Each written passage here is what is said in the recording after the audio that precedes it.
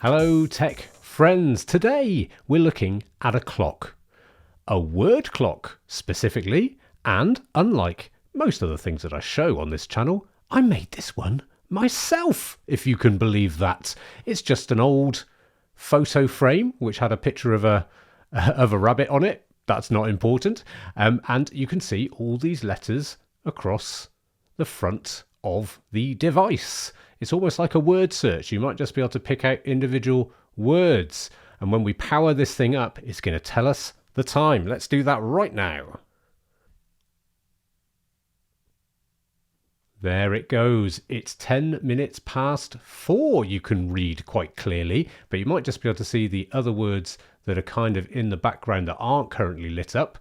And that's because as the clock ticks around, it's going to hide the 10 and then it's going to show the quarter, and every 5 minutes or so it's going to update it. You can see we've got most of the minutes here, so it says 10 or half or 20 or quarter or 5 minutes to, or 5 minutes past, and then you've got all the hours down here, 4, 5, 6, 7, 8, and then it says a clock at the bottom which will only light up when it's bang on the hour.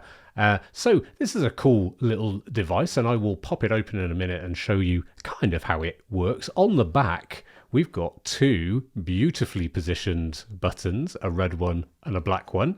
The red one changes the mode, and the black one changes the feature in that mode. There it goes again. It just likes to update every now and again. So if I press black, it will go into the first mode, adjust the brightness. That's supposed to be a B if you squint.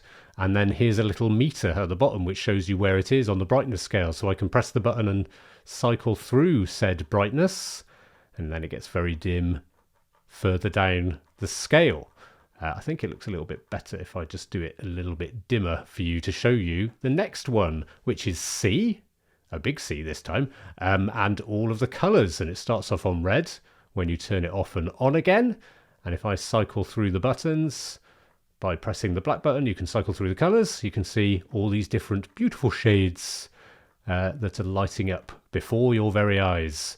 And then if I press the red button again, we switch over to setting the clock mode. So it says H hour and it says 12 here.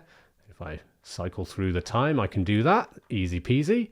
It only ever goes through the 12 hours and then it kind of starts again because, you don't need to get it to say it's 13 minutes past 14 or something like that. It's too hard to figure all that stuff out visually. You generally don't know it. You know when it's the day or the night, don't you? And then we've got M for the minutes, and then we can set that as well. And then we press the button again and it takes us back to the start where it shows us the time. Right, well, do you want to see how this thing works, or at least inside it? Now, I made the slightly grave error of when I finished making this, because I had to do lots of revisions and open it up and it wasn't working and wires were loose and stuff like that. Well, I got the old hot glue gun out, didn't I? And that's why it looks so beautiful. I thought no one's going to look behind here. And now I'm going to have to take this pop corks, very useful for sticking scalpels and stuff like that in. And I'm going to cut this open to reveal its innards to you, and we can all have a bit of a laugh at how I built this. One moment, please.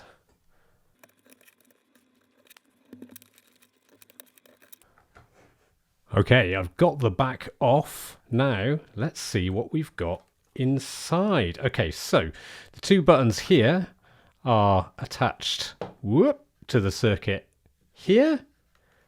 And if I lift this whole section out, you can see that the USB cable which provides the power just connects in here. I probably should have made a little bit where I could unplug it and plug it back in there, but hey, again, I was thinking of permanence. And then if I turn this over, you'll see what's actually powering this, and it's actually really very simple. We've got an Arduino here, so it requires very little power, and this battery here is on the back of an RTC, so that's our clock, which is keeping time.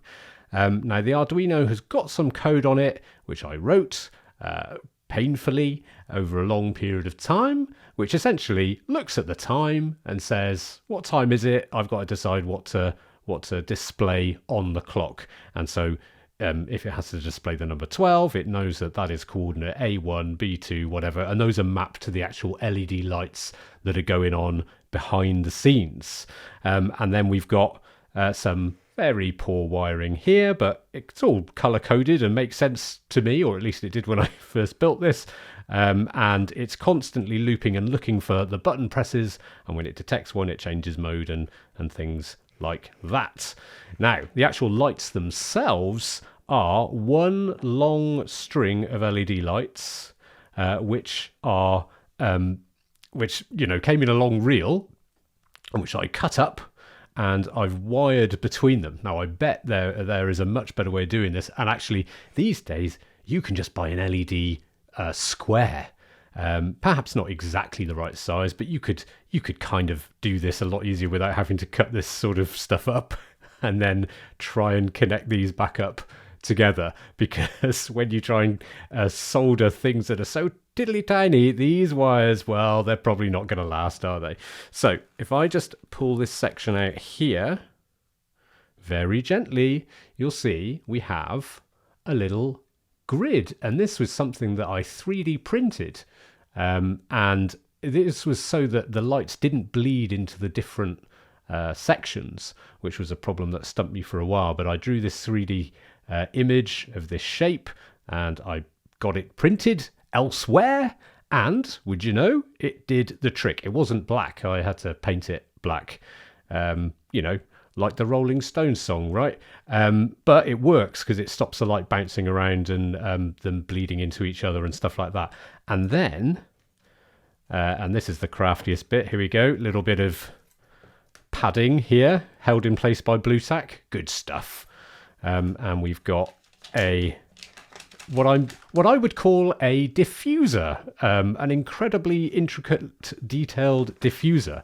Essentially, it is tracing paper, which is great, so that it didn't look, because to begin with, I could only see the lights if you were looking at it straight on. It had a very poor viewing angle. But by diffusing the lights, I solved that problem. And then, what about the letters? Well, I could have sort of created the letters myself with my own fair hands, but instead I printed them out and printed them on laser paper acetate. And you might just be able to see, if I move that out of the way, all of the individual letters. Now, there's quite a few in here because the paper wasn't dark enough to be completely black when you look at it from the front. So essentially, it's kind of had to build up all of those layers so that it actually works. There was a lot of trial and error with this, as I'm sure you can imagine, but I think I pulled it off in the end. It's interesting, actually, because I haven't opened this up for a while. This paper has got all sort of these funny little creases on it. It was completely flat when I first put this together, which probably means the LEDs have given out a little bit of heat.